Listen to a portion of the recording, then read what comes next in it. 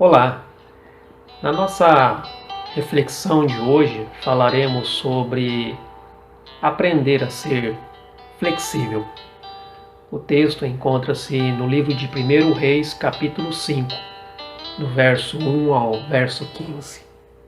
Ora, Naamã, chefe do exército do rei da Síria, era um grande homem diante do seu senhor, e de muito respeito, porque por ele o Senhor dera livramento aos sírios.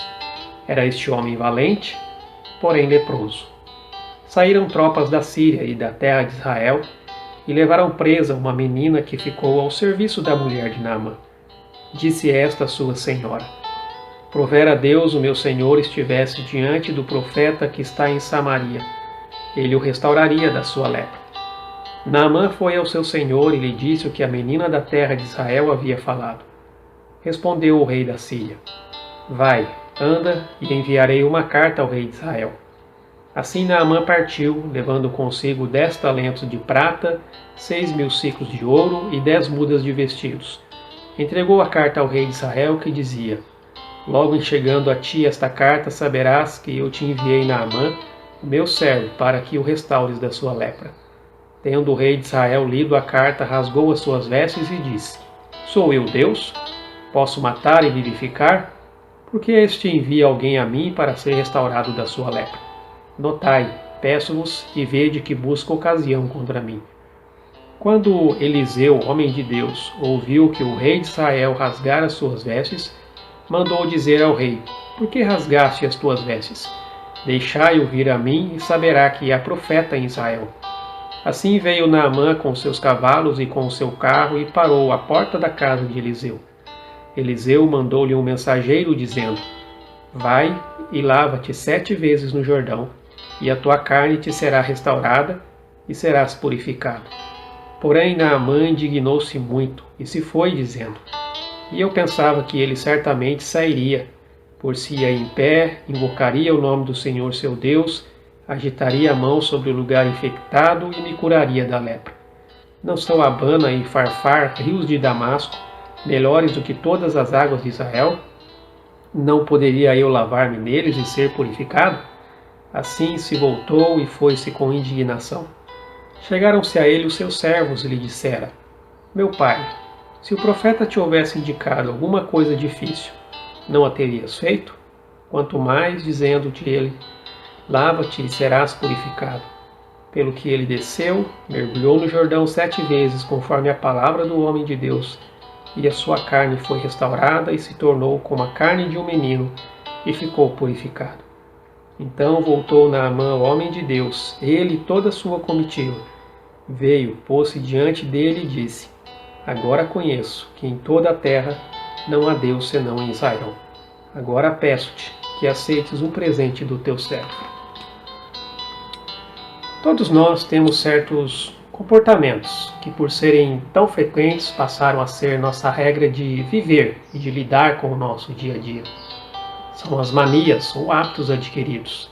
Eles podem ir desde deixar a casa totalmente organizada, viver com alguma coisa ligada enquanto fazemos outra tarefa, como ouvir música ou deixar a TV ligada sem estar assistindo, fazer certas brincadeiras nas conversas interpessoais, tentar resolver problemas sozinho, só sair para fazer algo se alguém estiver junto, achar que só é forte quem não chora, e por aí vai. Não há problema em termos nossos costumes e nossas preferências. No entanto, pessoas mais flexíveis consigo mesmas e com os outros acabam sendo mais resilientes. Já falamos sobre isso em uma de nossas devocionais, no enfrentamento de situações difíceis.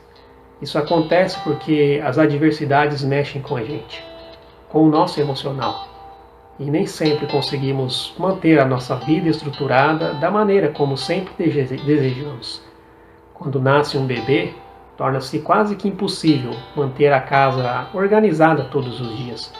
Você que é pai ou mãe já deve ter saído catando brinquedos espalhados pela casa. Quando compartilhamos um ambiente de trabalho, não podemos exigir que o outro aceite bem a música que desejamos ouvir neste ambiente. Quando lidamos com pessoas mais sérias ou reservadas, pode não ser adequado fazer brincadeiras costumeiras. Quando alguém morre, fica difícil esconder o choro e a tristeza.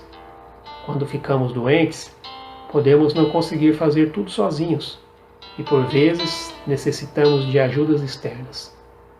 Ter flexibilidade em meio a situações adversas nos alivia, tira a carga de que as coisas precisam acontecer exatamente do jeito que havíamos imaginado. Nos faz também aprender a lidar com a singularidade das pessoas para que os relacionamentos interpessoais sejam mais prazerosos, mais respeitosos e menos tensos. Pessoas inflexíveis se isolam em sua rigidez. Eles sofrem com as suas próprias exigências e fazem os outros sofrerem também. Precisam aprender que abrir mão de um costume ou de uma preferência de vez em quando não significa abrir mão de quem são em sua totalidade. O nosso exemplo de hoje teve de aprender a ser flexível para vivenciar o seu milagre. Acostumado a dar ordens e ter as suas ordens obedecidas, afinal, ele era o general do exército da Síria. Naamã foi ao encontro de Eliseu, um profeta de Deus, esperando que ele milagrosamente o curasse da sua lepra, como em um passe de mágica. Decepcionou-se quando, em primeiro lugar, ele nem viu o próprio profeta, mas este mandou que o seu empregado fosse até Naamã e lhe dissesse o que fazer para obter a sua cura. Vai e lava-te 7 vezes no Jordão, e a tua carne será curada e ficarás purificado. Mas Naamã pensou, logo no Rio Jordão, um rio barrento? Ele estava acostumado com os rios de Damasco, que eram cristalinos. Naamã ficou indignado com essa ordem. Um de seus soldados sugeriu que ele fosse flexível a esta orientação, porque era algo simples de se fazer. Ele cedeu à sua inflexibilidade, ao seu costume de se banhar apenas em rios cristalinos. Foi até o Rio Jordão, entrou nele, mergulhou 7 vezes e foi curado da sua lepra.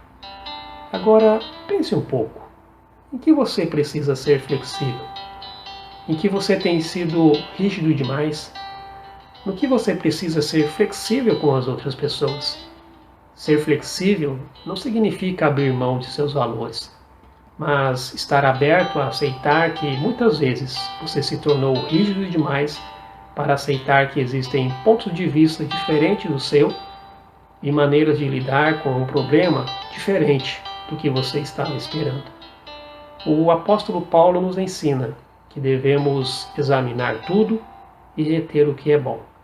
Ele estava aberto a ouvir opiniões diferentes da sua, sem contudo deixar os princípios da palavra de Deus.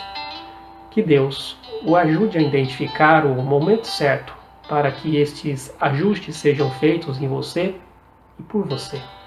E assim, você tenha mais liberdade para lidar com seus problemas, sabendo que existem várias formas de Deus operar um milagre na sua vida. Vamos orar. Ó Deus, eu te louvo, Senhor, e te agradeço, porque na tua bondade, ó Deus, e sabedoria, o Senhor tem nos proporcionado situações para que possamos aprender com elas. Aprender, ó Deus, a ser flexíveis diante de circunstâncias sobre as quais nós não temos controle.